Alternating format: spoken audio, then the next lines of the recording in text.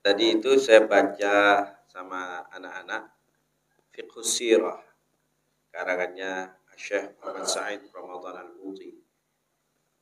Beliau di awal-awal kitab Fiqhus Sirah itu sangat bagus sekali menerangkan tentang pernikahan Rasulullah sekaligus membantah syubhat-syubhatnya orientalis dan orang-orang yang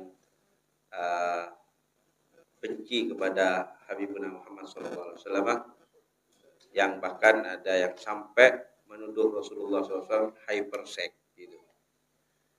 Jadi beliau pertama mencuplik tentang keadaan Timur Tengah, dan bahkan kata beliau bukan hanya keadaan Timur Tengah tapi keadaan dunia ketika itu, yang mana keadaan dunia waktu itu seorang laki-laki tidak masalah kemudian menikah lebih dari 4. Itu. Bahkan kalau di Arab di zaman Nabi itu, seorang yang dianggap jantan, seorang yang dianggap hebat adalah yang banyak istrinya. Sehingga dari sinilah pentingnya Rasulullah SAW itu menikah aktsar min arba'ah. Jadi supaya tidak ada celah bahwa Rasulullah ini lemah. Nah, kalau misalnya Rasulullah istrinya hanya 4, maka yang keadaan psikologi masyarakat waktu itu menganggap beristri banyak itu merupakan laki yang hebat, pasti akan ada yang mencibir, "Dah Muhammad, pampak perak." Gitu, pampak perak, umpama. Apalagi cuma 1, akan jadi bahan cibiran waktu itu. Ya. Istilah pentingnya Rasulullah SAW kemudian diperintah oleh Allah Subhanahu Wa Taala menikah lebih dari 4 itu.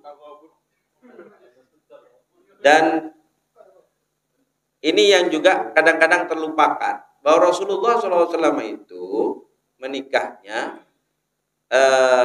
juga bukan karena murni syahwat. Ya ada syahwat juga, oke, tapi bukan itu satu-satunya. Buktinya itu kan Rasulullah menikahnya itu kan setelah Sayyidatuna Khadijah meninggal. Sayyidatuna Khadijah meninggal, Nabi sudah berumur 50 tahun. Ya, ini juga pesan kepada hadratukum yang ingin menikah, bukan hanya untuk urusan ya nyintong boleh, bukan. Ya harus ada urusan dakwah, ada begitu. Jadi bukan hanya untuk urusan syahwani.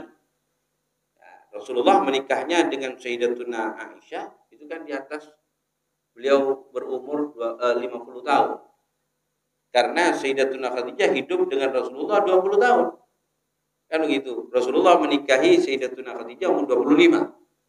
Ya, berarti di atas 50 tahun. Atau paling tidak 50 tahun lah. Berikutnya ada suatu yang ini disampaikan oleh guru saya itu, Syekh Muhammad Ali As-Sabuni, Syekh Ali As-Sabuni, ketika beliau tidak setuju kepada pendapat ulama yang menyatakan bahwa poligami itu bolehnya hanya darurat. Beliau ini kan tidak setuju. Beliau setujunya itu poligami itu memang dianjurkan. Kalau beliau itu, meskipun beliau minal muwahhidin, ya minal muwahhidin, walaysa minal musyrikin beliau.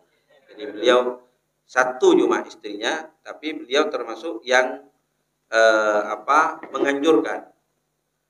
Kata beliau, kalau seandainya poligami itu bolehnya hanya karena darurat, maka ngapain Allah Subhanahu wa taala menerangkan di dalam Al-Qur'an, "Fankihu ma qabalakum minan nisa'i matsna wa thulatsa wa ruba'."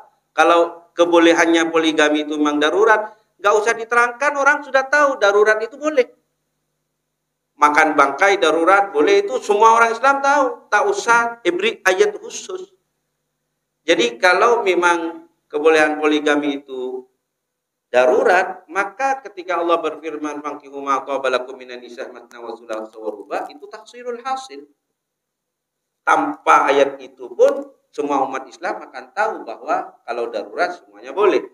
Artinya di sini poligami itu ya hanya berkisar pada mubah dan sunnah, tidak seperti yang disuarakan oleh tokoh-tokoh kontemporer sekarang ini yang dikatakan bahwa poligami itu seperti pintu darurat pesawat yang nggak boleh dibuka kecuali darurat, katanya. Ini nggak benar. Ya, ini yang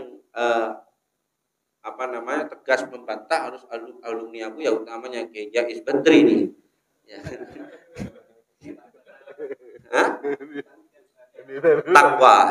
Takwa tapi teknitek dari situ beda takwa di situ teknitek. Kota tak dan ibu tatak dari situ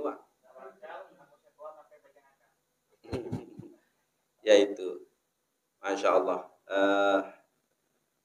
Ya, semoga kita oleh Allah Subhanahu Wa Taala tetap disambungkan sanad keguruan kita kepada guru-guru yang memang ya tetap di jalur ahli sunnah wal jamaah, guru-guru yang tidak melenceng dari rel ahli sunnah wal jamaah. Amin ya rabbal alamin.